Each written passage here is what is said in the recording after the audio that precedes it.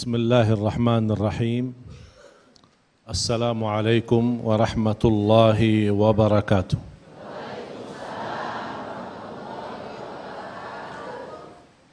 Alhamdulillahi rabbil alamin.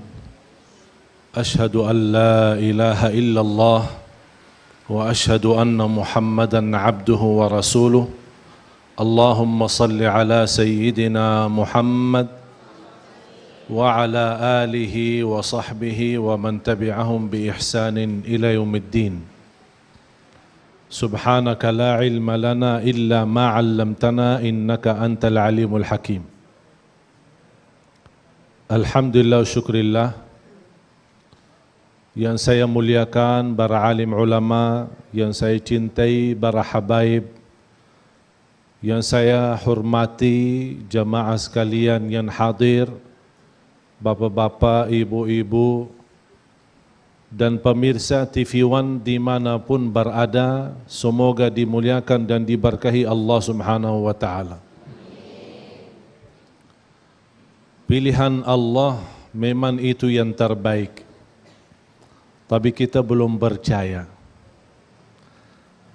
Terlalu percaya diri.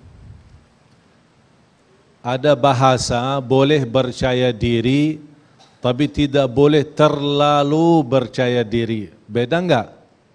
Beda. Tapi kalau sama Allah, kalau kita ada membawa kata percaya sama Allah, itu tidak ada batasnya.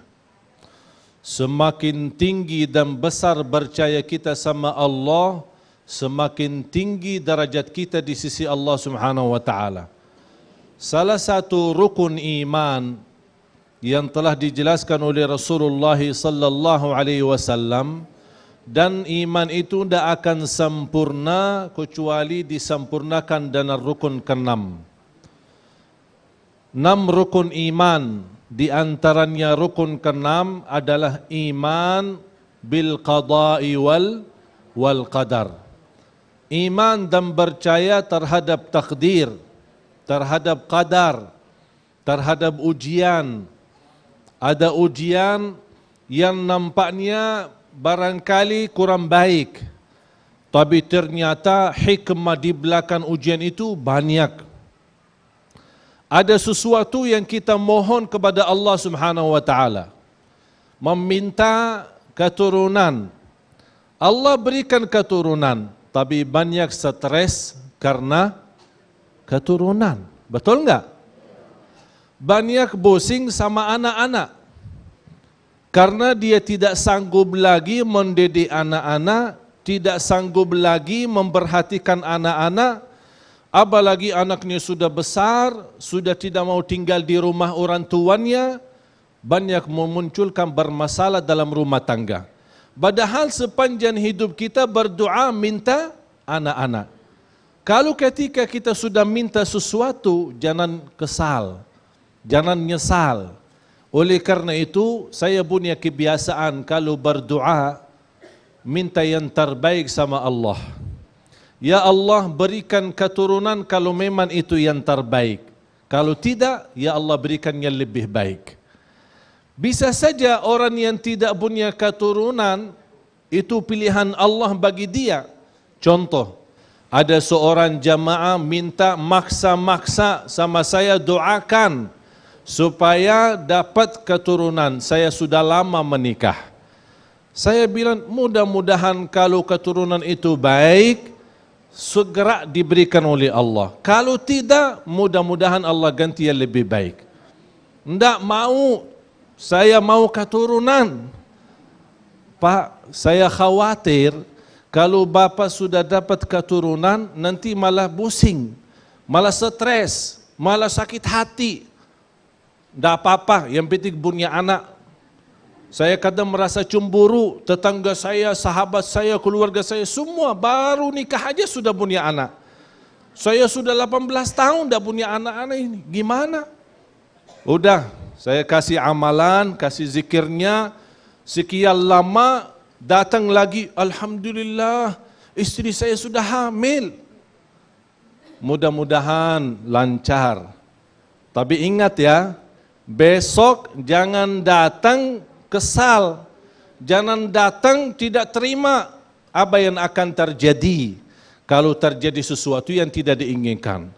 Pokoknya saya ingin punya keturunan. Udah dibiarkan. Apa yang terjadi? Melahirkan istrinya, melahirkan kembar, tapi dua-duanya cacat.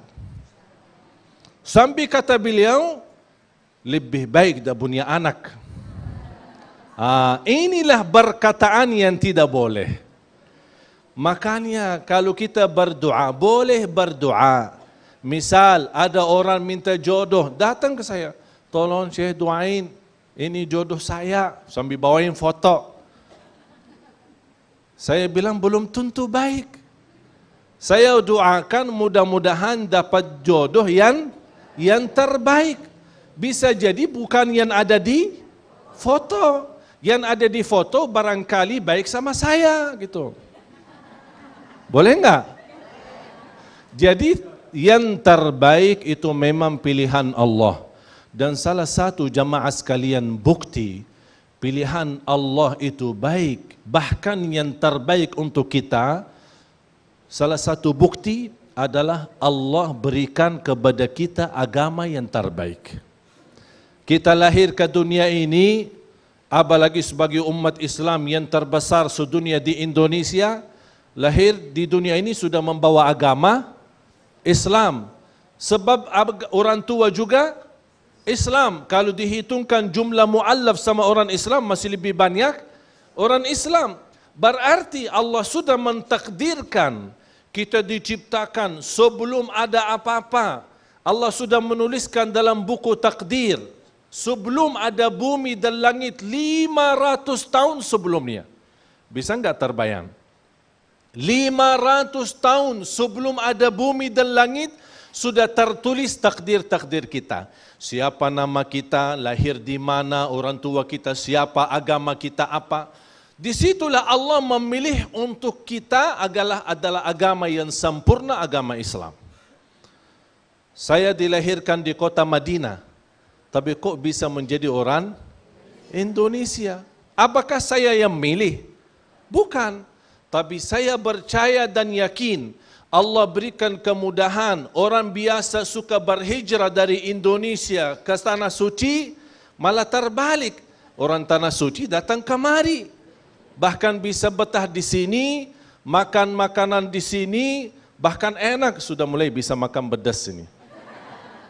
Alhamdulillah, tapi saya percaya di mana Allah Subhanahu wa taala membawa kita, masalah rizki, tempat tinggal kita, kehidupan kita, yakini dan percaya kalau Allah sudah memberikan kemudahan berarti itu pilihan Allah Subhanahu wa taala. Ketika kita sudah menerima pilihan Allah, apa yang harus kita lakukan? Wajib kita jangan salah guna. Allah berikan jabatan, Allah berikan kekuasaan, Allah berikan harta, Allah berikan ilmu, Allah berikan pendudukan. Di mana ada kesempatan, jadikan yang diberikan oleh Allah berguna bagi orang lain. Ilmu yang diberikan oleh Allah berguna bagi orang lain. Dimanapun kita berada, berguna bagi orang lain. Itu namanya pilihan Allah tidak salah guna. Agar kepercayaan kita tetap terjaga, dapat ridha Allah di dunia dan insya-Allah ridha Allah di akhirat. Ketika Allah Subhanahu wa taala mewajibkan jihad bagi umat Islam, bukan untuk menzalimi umat yang lain, tapi ada banyak yang membawa nama Islam tapi salah guna kata jihad. Akhirnya yang terjadi merusakkan nama Islam, tapi tidak ada yang bisa merusakkan Islamnya sendiri.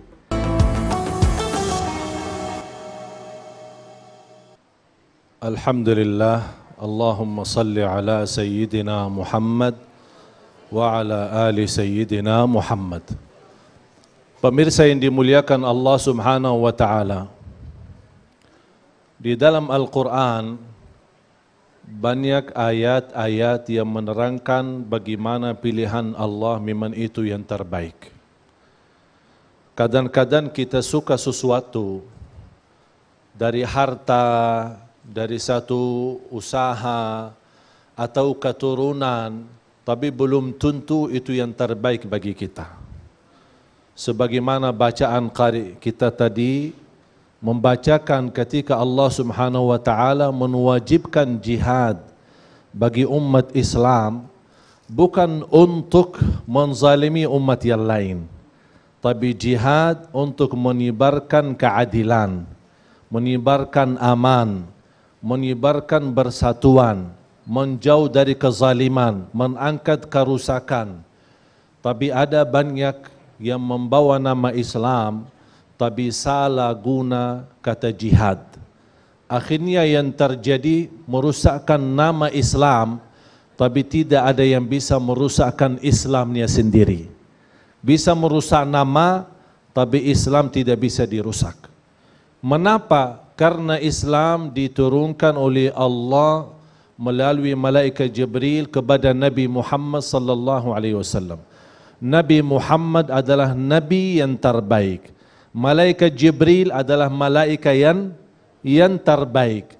Dan agama yang diberikan oleh Allah adalah agama yang bahkan manusia kita sebagai umat Nabi Muhammad termasuk manusia di umat yang terbaik.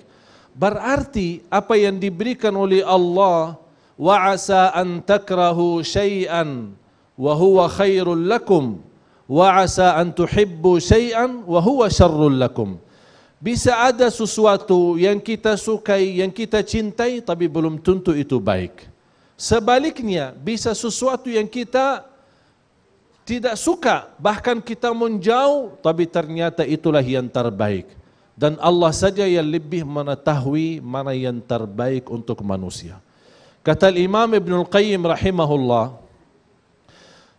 kalau Allah izinkan manusia boleh melihat buku takdir yang telah dituliskan oleh Allah sejak dilahirkan sampai dia masuk surga di akhirat atau masuk neraka.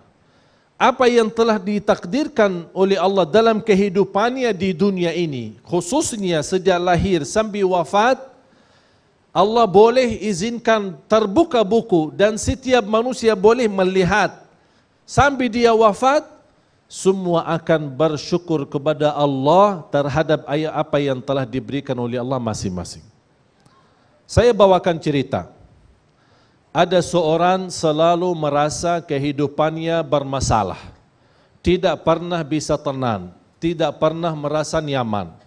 Datang kepada seorang wali, melaporkan bagaimana caranya supaya saya mampu merubah nasib saya, mampu merubah takdir, mampu menjadi hidup saya jauh lebih baik.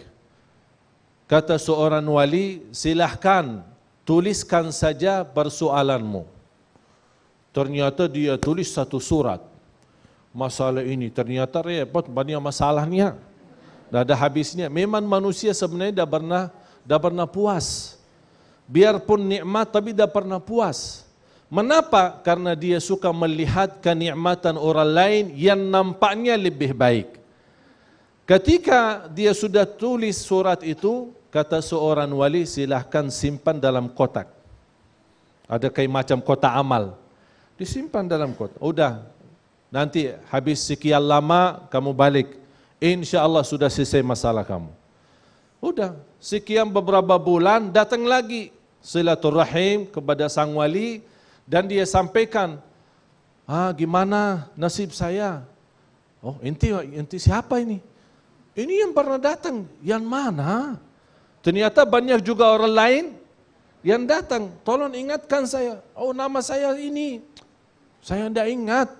Yang pernah saya tulis surat, yang mana? Yang ada di dalam kotak itu. Oh, udah coba buka kotak itu. Ambilin surat. Habis dia buka, nampaknya banyak surat. Dia buka surat. Baca astaghfirullahalazim, kaget. Dia baca surat lagi, astaghfirullahalazim, kaget. Dia baca surat lagi, astaghfirullahalazim, kaget. Datang kepada sang wali, dah mau. Udah biar yang saya punya aja, dah mau yang lain. Mengapa? Karena dia kaget melihat surat orang lain yang ternyata persoalan dan permasalahannya jauh lebih parah. dia bandingkan dengan bermasalahannya sendiri, masih bisa diatasi. Oleh karena itu jamaah sekalian, hidup dan nikmati kehidupannya. Alhamdulillah, lingkungan kita aman, kampung kita aman, dimanapun aman. Ini kenikmatannya luar biasa. Yang mereka yang tidak merasa aman, seperti apa yang terjadi di Yaman, seperti apa yang terjadi di Palestina, seperti apa yang terjadi di mana-mana.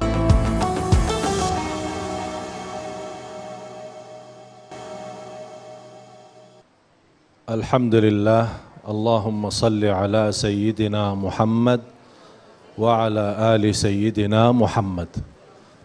Pemirsa yang dimuliakan Allah Subhanahu wa Ta'ala, Allah sudah memberikan Nabi yang terbaik, kitab yang terbaik Al-Quran, diberikan agama yang terbaik. Mau apa lagi? Kali ini sudah kita merasa memiliki Quran, Nabi, dan kemudian kita mendapatkan nikmatnya agama. Wallahi Bapak Ibu, ini 3 nikmat tidak bisa dibeli, walaupun dengan dunia dan segala isinya. Ketika Rasulullah sallallahu alaihi wasallam menggambarkan orang yang terkaya, coba apa orang yang terkaya menurut Rasulullah SAW? Bukan yang terkaya yang banyak pesawat pribadi, bukan yang terkaya yang banyak keturunannya, bukan yang kaya yang banyak hartanya, banyak rumahnya di mana-mana. Tapi kata Rasul, yang terkaya, yang termasuk orang itu mendapatkan dunia dan segala isinya, yang memiliki 3 hal. Pertama, bangun subuh hari sehat walafiat. Tadi subuh bangun sehat enggak? Ada nilainya enggak sehat? Nilainya sangat tinggi. Sakit bisa berobat, tapi belum tentu bisa beli kesehatan. Betul enggak? Berarti nikmat sehat itu sudah luar biasa. Nikmat yang kedua kata Rasul, aman. Aman enggak kita bangun di rumah? Nyaman dengan tetangga enggak? Kita antar pulang, antar anak kita sekolah atau pergi kerja, berani enggak tinggal di rumah sendiri? Atau biarkan anak atau suami pergi cari nafkah tapi istrinya sendirian di rumah? Takut enggak sendirian? Alhamdulillah, lingkungan kita aman, kampung kita aman, dimanapun aman. Ini kenikmatannya luar biasa. Yang mereka yang tidak merasa aman, seperti apa yang terjadi di Yaman, seperti apa yang terjadi di Palestina, seperti apa yang terjadi di mana-mana. Oleh karena itu ketika kita mendapatkan pilihan Allah, yakini aman adalah pilihan Allah untuk kita, karena kita belum menghadapi musibah yang mengganggu agama kita, musibah yang mengganggu kehidupan dalam rumah tangga kita atau mengganggu kehidupan kita sehari-hari. Yang terakhir, nikmat yang ketiga adalah memiliki rezeki yang cukup hari ini. Ada rezeki cukup enggak? Bahkan lebih daripada cukup. Di tabungan rekening ada, di rumah di kulkas ada, di dapur ada, bahkan di meja di rumah ada. Walaupun makanan kecil ada, dimanapun ada. Dan saya yakin di Indonesia belum ada yang mati karena lapar. Pemirsa yang dimuliakan Allah Subhanahu wa Ta'ala, sebelum doa saya ingatkan kembali surah 57 ayat 22 23. Mohon jadikan pelajaran untuk sisa umur kita. InsyaAllah apapun yang datang pasti akan kita terima dengan hati yang sempurna dan iman. Mari kita sama-sama berdoa. Bismillahirrahmanirrahim. Alhamdulillahi Rabbil Alamin. Allahumma salli ala Sayyidina Muhammad wa ala ali Sayyidina Muhammad. Ya Allah, berilah kepada kami petunjuk kepada jalan yang lurus. Ihdinas siratal mustaqim. Ya Allah, ya Arhamar Rahimin, rahmatilah kami ya Allah. Jadikan sisa umur kami lebih baik daripada yang sudah lalu. Akhiri hayat kami dengan husnul khatimah. Berikan kepada kami keluarga sakinah mawaddah warahmah keturunan kami anak salih salihah, anak dan cucu penghafal Al-Quran. Ya Allah, aku mohon untuk semua yang hadir dan pemirsa TV One dimanapun berada, di sore hari ini semua mendapatkan ampunan Allah Subhanahu wa Ta'ala. Diampuni segala dosanya, disucikan hatinya, dibersihkan jiwanya, diselamatkan setiap langkah-langkahnya. Ya Allah, atas izinmu kami bersama-sama berkumpul di dalam acara Damai Indonesiaku di siang dan sore hari ini. Ya Allah, berilah kepada kami kemuliaan, sama-sama bertemu lagi di dalam surgamu ya Allah, bersama Nabi Muhammad sallallahu alaihi wasallam. Panjangkan umur kami, sihatkan badan kami, murahkan rizki kami, rizki yang halal yang barakah, dan rizki yang membawa kami bisa ke tanah suci haji dan umrah, dan ziarah Nabi Muhammad sallallahu alaihi wasallam. Rabbana ighfir lana wa liwalidina wa li jami'il muslimin wal muslimat wal mu'minin wal mu'minat al ahya'i minhum wal amwat. Dan khususnya ya Allah untuk negeri kami ya Allah, jadikan Indonesia negara yang ma'mur, baldatun tayyibatun rabbun ghafur. Pemimpin kami menjadi pemimpin yang takwa, pemimpin yang adil, pemimpin yang amanah, pemimpin yang jujur, pemimpin yang ikhlas untuk agamamu dan ikhlas untuk rakyatnya ya dzal jalal wal ikram. Rabbana atina fid dunya hasanah wa fil akhirati hasanatan wa qina adzaban nar. Wa sallallahu ala sayyidina wa nabiyina Muhammad wa ala alihi wa sahbihi wa baraka wa sallam. Walhamdulillahi rabbil alamin.